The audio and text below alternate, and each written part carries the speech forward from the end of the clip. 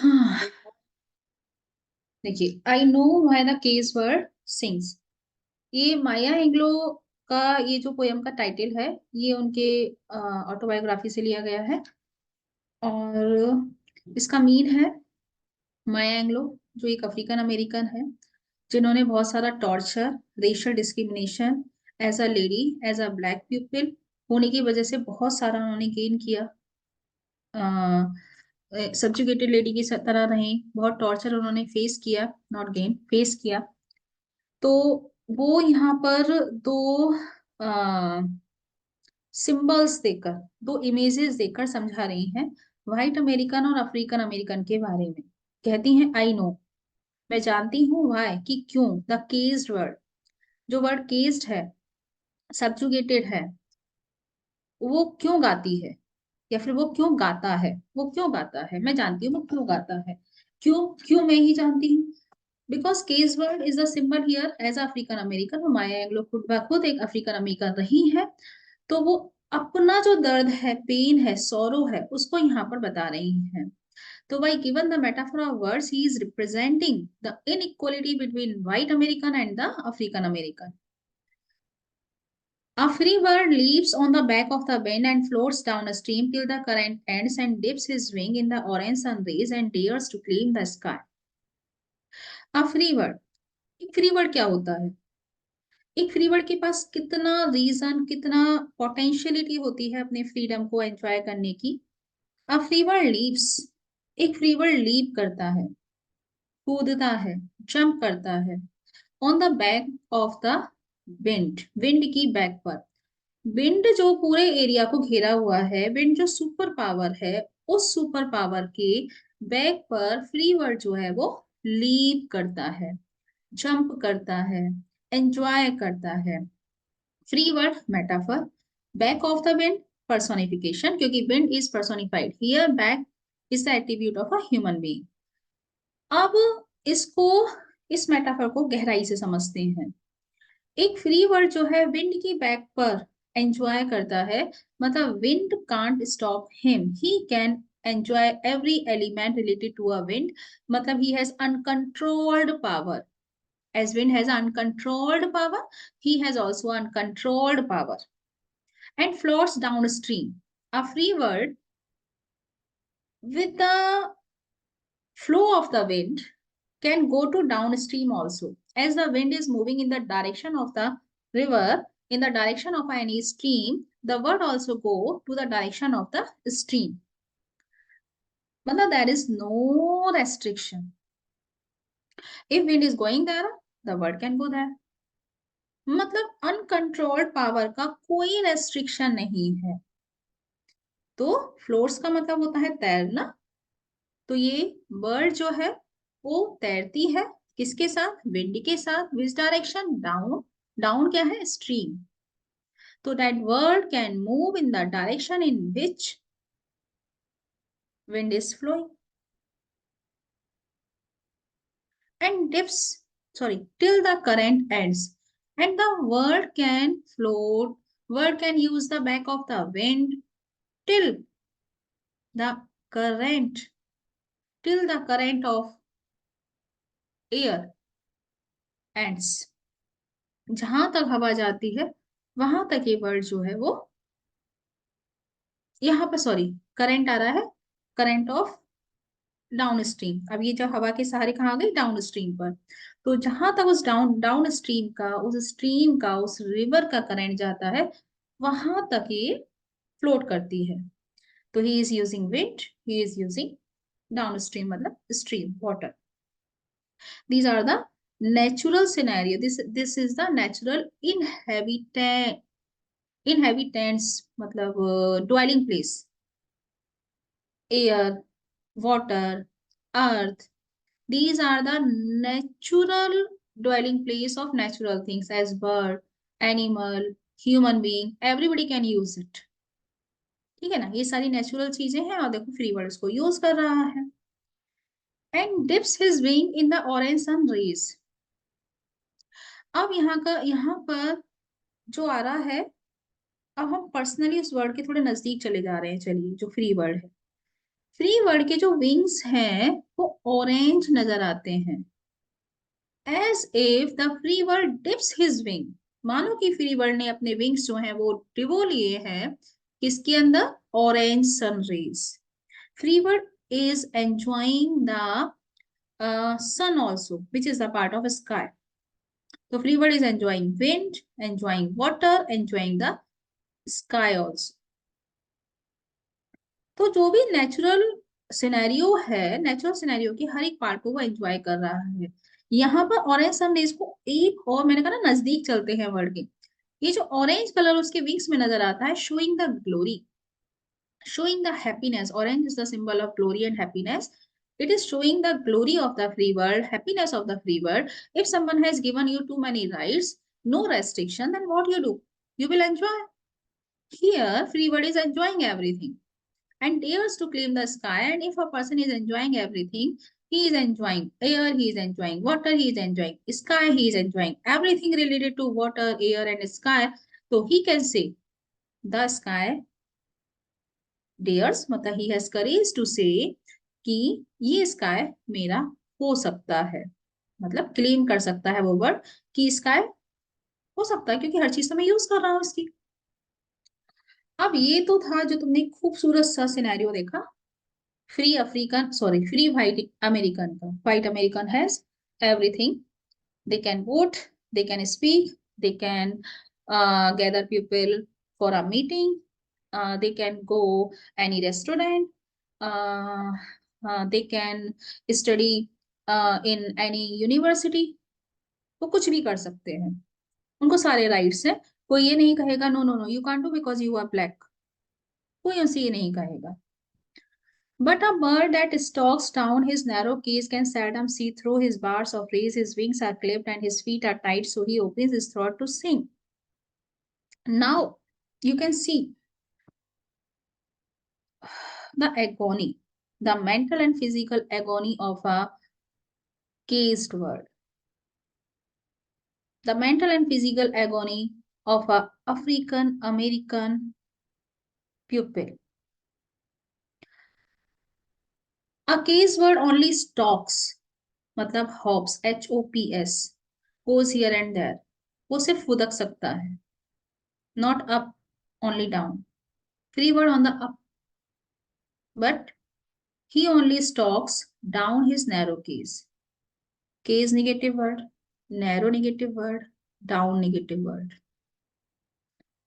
छोटे से केज में जो बहुत ही संकुचित है, उसके अंदर ये जो बर्ड है, केज बर्ड है, सिर्फ स्टॉक फुदक सकता है। कैन सेल्डम सी, बहुत कम ये देख सकता है। He has no ability to see through his bars of rays. जो bars of rays है उसके परे देखने की इसके पास कोई एबिलिटी नहीं है। Bars, bar of the cage, cage की जो सलाखें हैं, literally you can see bar, bar को आप देख सकते हैं, but you can see the rage, आप गुस्से को नहीं देख सकते। This caged bird has a lot of anger, and this lot of anger creating an image of bar in his mind, so the case word can't see through his anger. अगर कोई व्यक्ति बहुत नाराज है तो वो अपनी नाराजगी के परी देख नहीं पाएगा कि सामने हो क्या रहा है, क्योंकि नाराजगी उसकी आंखों के आगे पर्दा डाल देगी। तो जैसे लिटरली कोई व्यक्ति पिंजड़े में है तो जो बार होते हैं वो बाहर का नजारा साफ साफ नहीं देखने देंगे, क्योंकि बीच में वो बार नजर आएंगी, वो सलाखें नजर आएंगी। ठीक वैसे ही अगर कोई व्यक्ति बहुत एंग्री है तो अपने एंगर की वजह से सही तस्वीर बाहर की नहीं देख पाएगा। तो the caged bird is seen to be angry with its situation, बहुत एंग्री है। It desires with all his heart to escape from this, but he is not escaping, so he is in rage. And because of rage, यहाँ पर bars of rage में metaphor है, figurative metaphor, मतलब एक figure को use किया गया है, सिर्फ मेटाफर ही कह दीजिए, दिस इज मेटाफोरिकल फ्रेज है। तो जो केस वर्ड है, can't see beyond his cage, the caged bird can't see beyond his anger. All the African American are very angry, अगर किसी पार्टी में सबको बुलाया जाए और सिर्फ आपको ना बुलाया जाए, आप गुस्सा होंगे? पक्का होंगे। आप ये तो फिलोसफी नहीं रखेंगे, अच्छा है ठीक है हमें नहीं बुलाया गया कोई बात नहीं है। आप रीजन देखिए आपको क्यों नहीं बुलाया गया, आप रीजन से गुस्सा होंगे। आपको इस रीजन की वजह से नहीं बुलाया गया, ये कोई बात होती है? ये वाला रीजन ये हमें देना था कि हम ब्लैक हैं तो हमें नहीं बुलाया जाएगा, हम लेडी हैं तो हमें नहीं बुलाया जाएगा। इस रीजन से गुस्सा आता है। अगर रीजन नहीं है कोई, वहां भीड़ ज्यादा है, कोई बात नहीं, नहीं बुलाया। पर्सनली अगर आप ब्लैक पीपल को नहीं बुला रहे हैं, ब्लैक पीपल के साथ गलत बिहेव कर रहे हैं, ब्लैक पीपल को किसी रेस्टोरेंट में नहीं घुसने दे रहे हैं, सेम टॉयलेट्स नहीं है, सेम बोटिंग राइट्स नहीं है, तो वो गुस्सा होगा। और फिर वो गुस्से के परे नहीं देख पाएगा कि अब मुझको डिसीजन क्या लेना है। आपने एक तरीके से उसके हाथ पर बांध दिए हैं। हिज विंग्स आर क्लिप्ड, उसके जो विंग्स हैं, मतलब उसके जो अफ्रीकन अमेरिकन से रिलेटेड जो विंग्स हैं, विंग्स का मतलब सिंबल ऑफ फ्रीडम, जो उसका फ्रीडम है, वो फ्रीडम क्या कर दिया है, क्लिप्ड कर दिया है, कट। उसके जो फीट्स हैं जिसके सहारे वो आगे बढ़ता था, उसको बांध दिया गया है। अगर आप किसी भी व्यक्ति को एजुकेशन देंगे ही नहीं तो वो वॉक कैसे करेगा, उसके पैरों को बांध दिया गया है। अब उसके पास सिर्फ एक ही चीज है, वो है उसकी थ्रोट, आवाज, गला। क्योंकि अगर आप इमेज देखें, बर्ड के पंख काट दिए गए, पैरों को बांध दिया गया, तो वो क्या करेगा, वो सिर्फ गाएगा।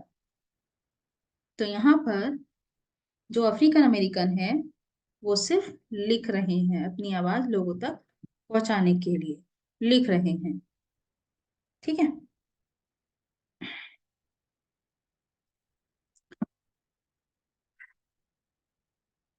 The case bird sings with fearful trill of things unknown but long for still, and his tune is heard on the distant hill. For the case bird sings of freedom. जो केस वर्ड है वो गाता है। अब जब उसके पास एक ही right है तो वो गाता है, लेकिन उसका गाना भी वो इकोइंग साउंड नहीं है, एनर्जेटिक साउंड नहीं है, पावरफुल साउंड नहीं है, डिटरमाइंड साउंड नहीं है, तो कैसी है, फियरफुल, ट्रिल। ट्रिल कांपती हुई आवाज है, because of fear. The caged bird has a fear, why? Because the caged bird's wings are clipped, his feet are tied, and if he speaks or sings in such a way, his right of speaking, his right of singing also be banned. ये fear है उसके अंदर। Because of this fear, the case word, when the case word was singing, the sound of the case word was fearful.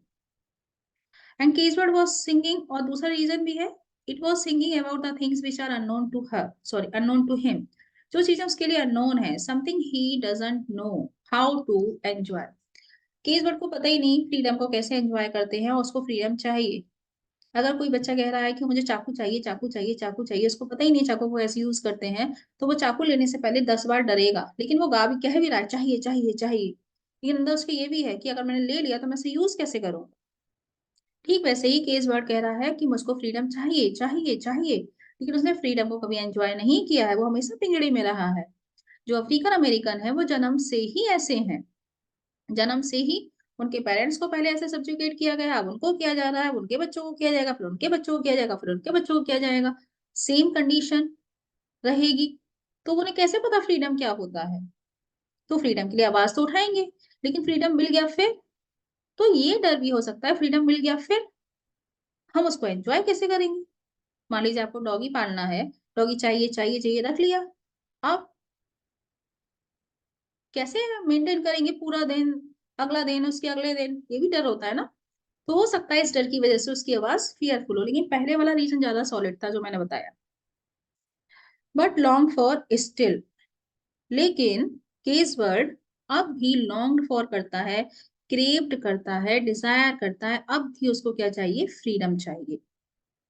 तो African American लिख रहे हैं, गा रहे हैं, freedom freedom freedom, and his tune is heard, और उनकी tune सुनी जाती है, ऑन द डिस्टेंट हिल, दूर की हिल, दूर की पहाड़ियों पर। For the caged word sings of freedom, क्योंकि केस वर्ड गाता है फ्रीडम के बारे, क्योंकि केस वर्ड गाता है फ्रीडम के बारे में। तो आप उस चीज के बारे में गा रहे हैं जो चीज आसपास के लोग देने को रेडी नहीं है, तो वो सुनकर भी इग्नोर करेंगे आपकी आवाज, और जो बाहर के लोग देने को रेडी हैं, सॉरी बाहर के लोग ही आपकी आवाज सुन पाएंगे। The free bird thinks of another breeze and the trade winds soft through the shining trees and the fat worms waiting on a dawn bright lawn and he names the sky his own. जो free bird है वो सोचता है another bridge के बारे में। अब दूसरा पहलू पकड़ लेते हैं अब वाइट अमेरिकन का। उनको जो फ्रीडम मिला हुआ है वो मिला हुआ ही है। उसके अलावा मैं यहाँ जोड़ देती हूँ कि उनको ये भी फ्रीडम मिला हुआ है कि वो गलत व्यवहार भी कर सकते हैं ब्लैक के साथ। ये भी फ्रीडम ही हुआ ना। कोई राइट नहीं बनता उनका किसी के साथ गलत व्यवहार करने का। तो अन्यथा फ्रीडम उनको मिला हुआ है। And the trade winds, trade का मतलब स्टॉर्मी विंड्स, जो विंड सबके लिए स्टॉर्मी है, खतरनाक है। कोई भी मुद्दा जो और लोगों के लिए बड़ा खतरनाक है, लोग उसको, खतरनाक क्या है मतलब बहुत ऊंची चीज है, लोग उसको नहीं पकड़ सकते, वही ट्रेड विंड सॉफ्ट हो जाती हैं शाइन ट्रीज जब वो फॉरेस्ट, ट्रीज का मतलब फॉरेस्ट से होकर गुजरती हैं। ये तो सिर्फ आप नेचुरल सिनेरियो है। जब तूफानी हवाएं किसी जंगल से होकर गुजरती हैं तो वो तूफान जो है वो थम जाता है और बाहर जब हवाएं निकलती हैं उस तूफान उस जंगल के बाद तो वो हवाएं सॉफ्ट हो जाती हैं। ठीक है। तो शाइन ट्रीज बाद में देखेंगे हम। जो ट्रेड विंड्स हैं जब वो शाइन ट्रीज के बीच में से गुजरती हैं, मतलब जब वो गुजरती हैं तो ट्रीज क्या करते हैं, आवाज करते हैं, झन झन झन झन झन झन। तो वो हवाएं कैसी हो जाती हैं, सॉफ्ट हो जाती हैं। तो इन वाइट अमेरिकन के लिए तो स्टॉर्मी विंड भी सॉफ्ट हो जाती हैं।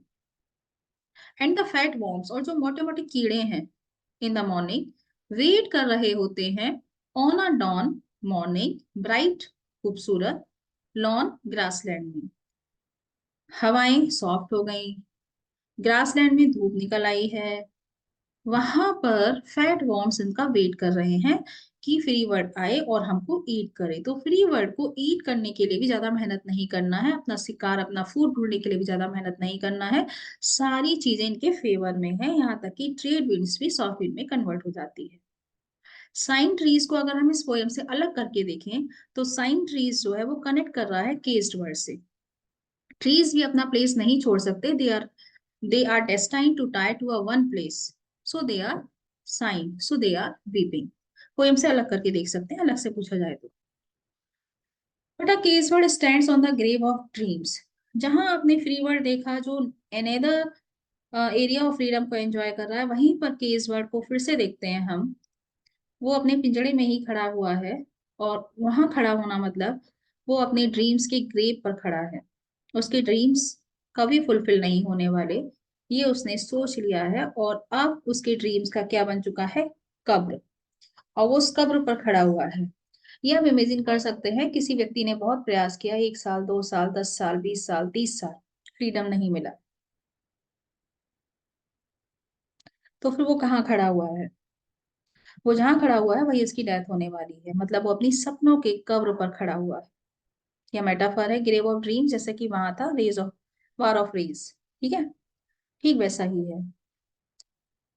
हिज शैडो शाउट्स,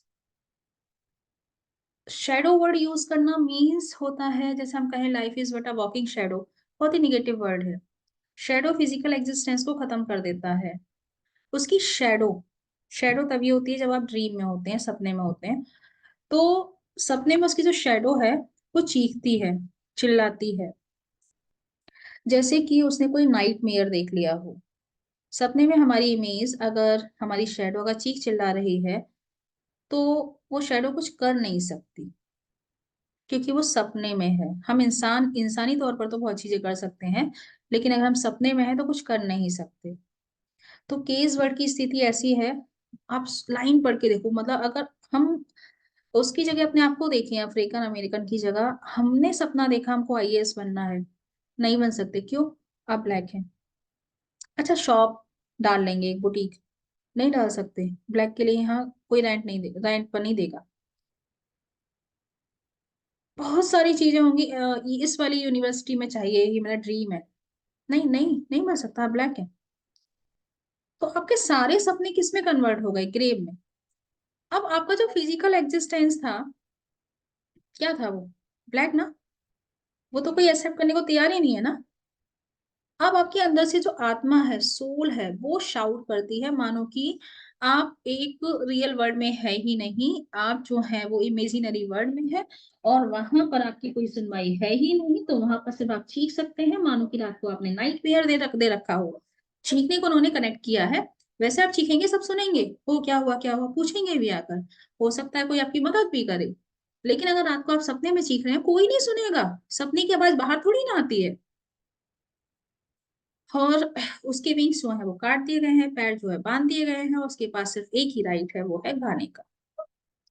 अब फिर से वही लाइंस रिपीट की है, क्योंकि इसमें थिंग्स अननोन की बात हो रही है। थिंग्स अननोन फ्रीडम को रेफर कर रहा है, इसलिए ये स्ट्रेंजर फिर से रिपीट किया गया है। और स्ट्रेंजर रिपीट करने का मतलब ये है रिफ्रेन। और here the refrain justifies that the words shout, लिख लो चाहे, that the word shout determination, जो वर्ड की शाउट है, चीखना है, वो शो कर रहा है डिटर्मिनेशन को, to keep going after his dream of freedom, कि वो कंटिन्यू रखेगा अपने ड्रीम ऑफ फ्रीडम को, चाहे उससे पहले वाले स्टेंजा में उसने बहुत ही निराशा वाली बात की हो कि ग्रेव हो गया है ड्रीम्स का, और मैं सिर्फ चीख रहा हूं। लेकिन फिर भी जो पहले एक होप आई थी, वो फिर से आ गई लास्ट में, कि मैं अपने अननोन थिंग्स के बारे में लड़ता रहूंगा, लॉन्ग फॉर करता रहूंगा, चाहे मेरी आवाज आस पास ना सुनी जाए, लेकिन दूर तो कोई मेरे फ्रीडम को सुनेगा ही।